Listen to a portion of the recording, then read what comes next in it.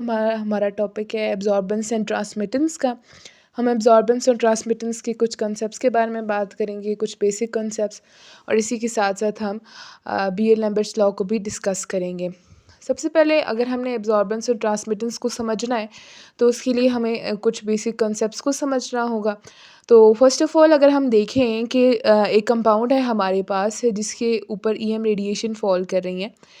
जब EM radiation उसके ऊपर आके वाइब्रेट करती हैं, टर्मिनेट करती हैं, तो उसके जो मॉलिक्यूल्स होते हैं वो रोटेट भी करते हैं और साथ में वाइब्रेट भी करते हैं। अब मॉलिक्यूल्स की 2 तरह की मूवमेंट होती है, एक रोटेशन होती है, एक वाइब्रेशन होती है। वो अपनी स्पेस पे रोटेट भी कर रहे होते हैं और वाइब्रेट भी कर रहे होते हैं। अगर हम वाइब्रेशन को देखें कि वाइब्रेशन हमें पता है जैसे कि ये टू एंड फ्रो मोशन होती है।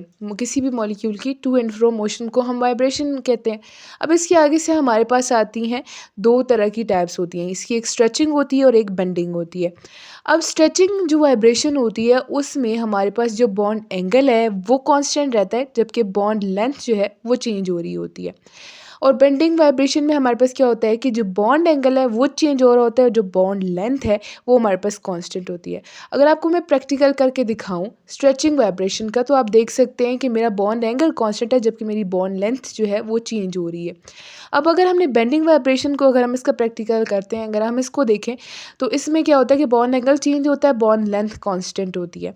तो यहाँ पे क्या होगा कि हमारी लेंथ सेम है, जैसे कि आप देख सकते हैं लेंथ सेम है, सिर्फ एंगल को हम चेंज कर रहे हैं, ठीक है। तो ये हमारे पास हो जाता है स्ट्रेचिंग और बेंडिंग वाइब्रेशन। अब अगर हमने एब्जॉर्बेंस और ट्रांसमिटेंस को समझना है, तो हर किसी भी लैंग्वेज में हर किसी वर्ड अपना ही एक मीनिंग बता रहा होता है। अब जैसे एब्जॉर्बेंस और ट्रांसमिटेंस है, तो नाम शो कर रहा है कि कुछ चीज़ एब्जॉर्ब हो रही है और कुछ ट्रांसमिट हो रही है। ठीक हो गया। अब अगर हम डायग्राम को देखें, तो हमारे पास ईएम रेडिएशन है, एक कंपाउंड पे फॉल कर रही हैं। यहाँ पे जब वो टर्मिनेट करती हैं, तो जो कंपाउंड के मॉलिक्यूल हैं वो एक्साइटेड हो जाते हैं और जो इसके इलेक्ट्रॉन हैं वो एक्साइटेड होके वाइब्रेशन और रोटेशन की मोशन शो कर देते हैं।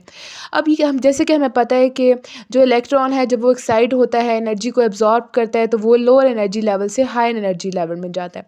तो जो लोअर एनर्जी लेवल से लेकर हायर एनर्जी लेवल तक हमारे पास जो एनर्जी आएगी वो एक्साइटेशन एनर्जी गैप होगी, जिसे हम डेल्टा ई से रिप्रेजेंट करते हैं, ठीक है। एक एनर्जी लेवल से ये दूसरे एनर्जी लेवल में जो है इलेक्ट्रॉन जंप करके जाएगा।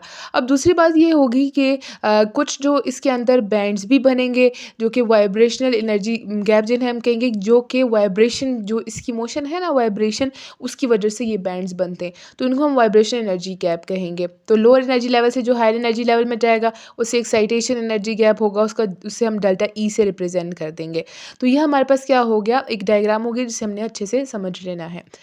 अब हमारे पास क्या है कि हमने इसको डेल्टा ई से रिप्रेजेंट करना है, क्योंकि एक्साइटेशन एनर्जी गैप है, रोटेशन होगी इसमें। अब अगर हम नेक्स्ट बात करते हैं एब्जॉर्बेंस की, तो अगर हमने एब्जॉर्बेंस को अंडरस्टैंड करना है, तो एनर्जी ऑफ अप्लाइड रेडिएशन में भी इक्वल और greater than energy difference delta E से। अब जो हमारे पास ईएम रेडिएशन है, जो हमारे पास अप्लाइड हमारी रेडिएशन है, जो कि बेसिकली ईएम रेडिएशन है, जब भी किसी कंपाउंड पे टर्मिनेट करती हैं तो वो एक्साइटेड हो जाते हैं। जब अगर इसकी एनर्जी और जो हमारे पास एक्साइटेशन एनर्जी गैप है डेल्टा ई, अगर वो एक दूसरे के इक्वल हों, तो हम क्या कहेंगे कि यहाँ पे एब्जॉर्बेंस हो रही है। और अगर जो एनर्जी ऑफ अप्लाइड रेडिएशन है वो अगर ग्रेटर भी होगी, तो हम यही कहेंगे कि वो एनर्जी डिफरेंस से ग्रेटर है, तो वो एब्जॉर्बेंस हो जाएगी। अगर हम इस इक्वेशन को देखें कि एनर्जी रेडिएशन इक्वल है डेल्टा ई के, और एनर्जी रेडिएशन जो है वो अप्लाइड रेडिएशन जो ग्रेटर देन डेल्टा ई हो जाएगा।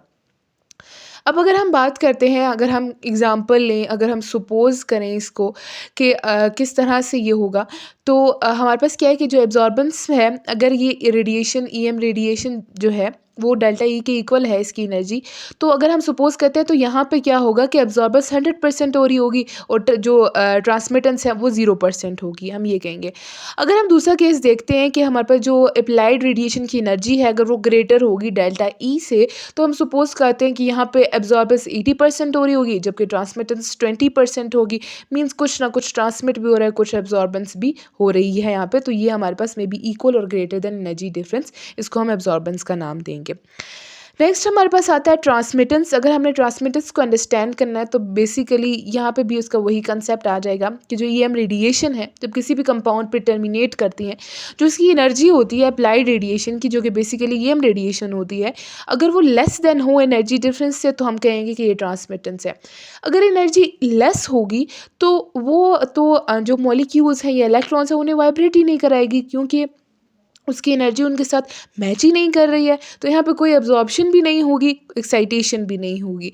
ठीक है, जब एक्साइटेड ही नहीं होंगे, वो इलेक्ट्रॉन एक्साइटेड नहीं होंगे, एनर्जी एब्जॉर्ब नहीं करेंगे तो एब्जॉर्प्शन ही नहीं होगी, और एनर्जी जो है वो just pass through the molecules, वो मॉलिक्यूल से पास कर जाएगी, वो कोई इफेक्ट नहीं छोड़ेगी।